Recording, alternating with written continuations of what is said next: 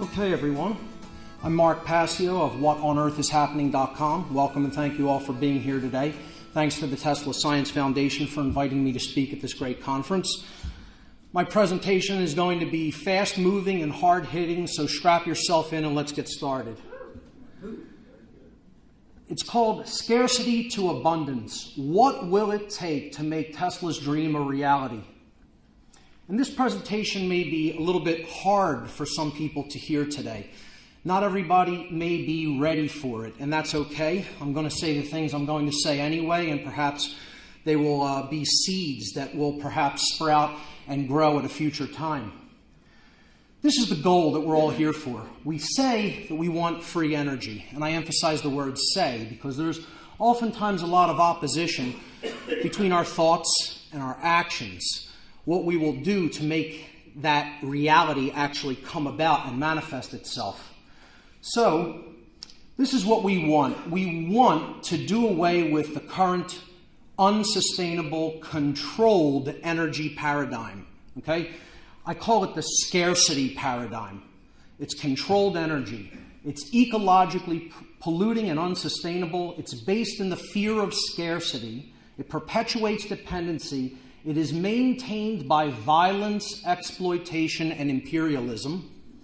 It promotes the separation worldview that nature is ours to conquer.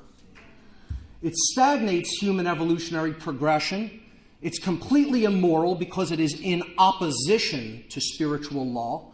And it will ultimately lead to total slavery for humanity if we do not dissuade from going down this course. Conversely, we can give birth to the free energy paradigm or the paradigm of abundance, which is green and sustainable. It creates empowerment through abundance. It promotes independence.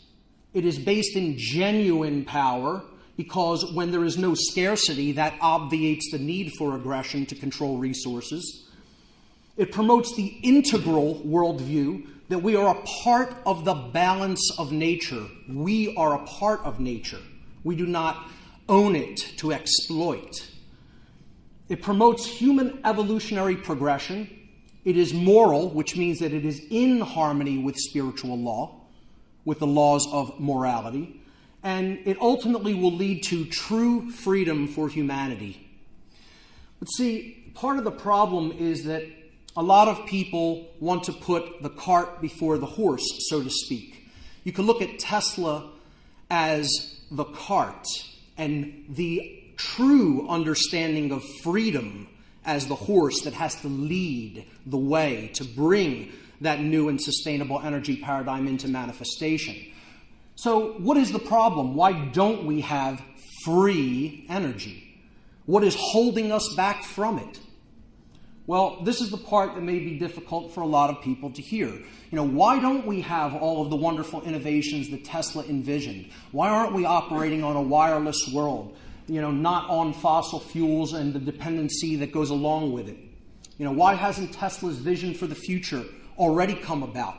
It's not because we don't have the technology to do it or the know-how, okay? There's another deeper, much more deeply seated psychological reason that we have not given birth to this new energy paradigm yet. And Tesla can give us a hint as to, what we really need to understand. He said that peace can only come as a natural consequence of universal enlightenment. Now, people have a different idea of what enlightenment means, and I'm going to hope to shed some light upon that. I like to say that free energy can only come as a natural consequence of universal spiritual enlightenment. And again, that's the state that we have to create internally first before we're ever going to manifest the external reality that we say we want to see, that is our claim. Things need to change in order for that to happen. But what, in fact, needs to change? Deeply held belief systems need to change. There needs to be a paradigm shift. A way of seeing the world needs to go away, and a new way of seeing the world needs to be born into existence within each one of us. That is a paradigm shift or an ascension in human consciousness, coming out of darkness and rising into the light. A paradigm shift has requirements. It does not magically just take place. There is will and effort that is involved. Okay? So what are these requirements? What, in fact, must change? And here's where the difficulty is going to be coming in for some people here in the audience today. There are two world religions, universal religions, I call them, that are ultimately holding humanity back from the manifestation of free energy. For free energy to emerge, these religions must be completely abandoned. Completely abandoned. And people may be very shocked when they hear what these religions in fact are, because it is not what you think. It is not what you are thinking of as religion. And in that sense, we need to define what I mean by the word religion. Religion is a system of control that is based in an unchallenged dogmatic belief system. Religion, as a word, the etymology of the word comes from the Latin language. The word relegare, the verb relegare in Latin, means to tie back, to hold back, to thwart from forward progress, or to bind by tying. Okay? So what is in fact being held back is the progress of our understanding of the way the laws of the universe actually work. We are being held back from an understanding of truth. And the progress is all in the mind that is being held back. We are being mentally and psychologically held back. This is the first religion, the universal world religion known as money. Money is a belief-based system of control that is built upon the fear of scarcity, which is purposefully designed to limit access to energy. That is what money is designed for. It is designed to limit access to energy so that we operate on a scarcity mindset and worldview instead of one that is based in abundance. That is the first universal world religion that almost every being on this planet believes in, unquestioningly. The second world religion, the universal world religion that is almost as universally believed in as money, is the erroneous concept known as authority. Authority is an illusion of a diseased human psyche that is based entirely in violence and is built upon the erroneous and dogmatic belief that some people are masters who have the moral right to issue commands, while other people are slaves who have a moral obligation to obey these masters. That is the religion known as authority, and it is a false religion. The world religions, money and authority, this is the structure that it represents. It's a hierarchical, compartmentalized structure in which we are ruled by the god known as money. Below that are the people who say, we rule you, the authoritarians. Below that, the people who say, we fool you. These are the people who propagate standard traditional world religions and New Age movement. And below that, the people who shoot at us if we disagree with the authoritarian religions. And below that, the people who profit off of it and think that it's all okay for this immoral violence to continue unabated. And below them, all the people who uphold the system through their actual energy and work. This is the system of the world, ladies and gentlemen. Whether you recognize that or not, there it is, and that is what is taking place. This authoritarianism that is inherent to humanity's current worldview and social structure is completely antithetical. That means diametrically opposed to the rights and freedoms of the individual. Those who have become bound to an authoritarian worldview gradually lose their ability to display free thinking, engage in civic discourse, and even be able to envisage the notion of true freedom. The imagination is stifled, and they cannot even envision a way out of their current trap. Through fear, scarcity, and our own acquiescence, these two universal false religions keep us rooted into the base brain. They keep us in the reptile brain, the lower brain, which is the brainstem and cerebellum. This is all fight or flight mechanisms, okay? Pure survival, the reptile brain. We are not operating from a place of emotions or empathy, let alone a place of higher order thinking and reason, which is brought about by the balance of the human brain or the neocortex. That's what scarcity ultimately does. It keeps us in the reptilian complex of the mind. In such a fear-based and fight or flight state of consciousness, humanity has become collectively incapable of truly creative and liberating thinking, which is also known as human imagination. We are operating in a cage for the mind, collectively, and we need to get out of it. Adherence to the religions of money and authority blocked the implementation of Tesla's work. And here are three of Tesla's main funders: Nathan Rothschild of the Rothschild dynasty, J.P. Morgan, of course, who funded the Wardenclyffe Project, along with John Jacob Astor, one of Tesla's other main financiers, who, as we all know, pulled their funding when Tesla wanted to do something that was truly liberating for humanity that these psychopaths could not control.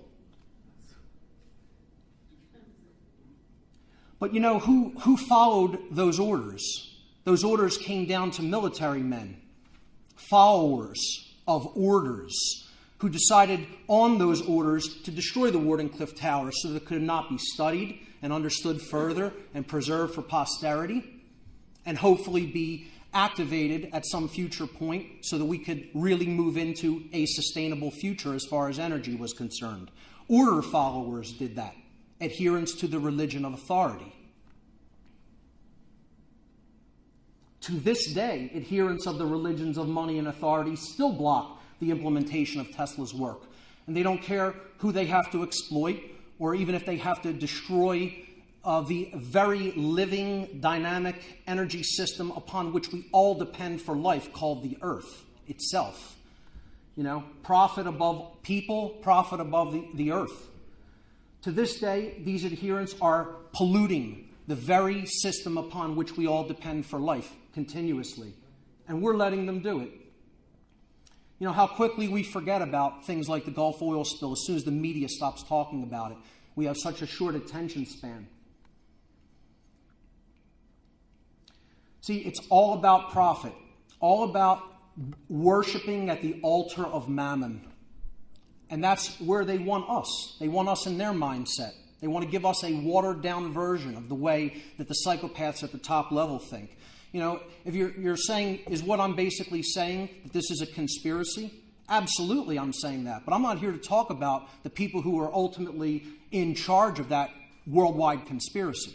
You know, that's a whole other lecture entirely. I'm talking about the systems of belief in the bulk of humanity that prop it up and make it able to continue to go on unchallenged.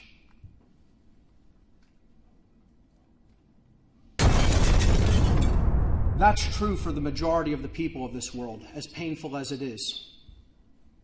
You know, and if that's what our God is, expect to remain in a cage for a long, long time. If you put that God over the universal God of all creation, then my personal opinion is that we deserve what we get. And we don't deserve anything better than what we have right now, as long as that remains our highest value system.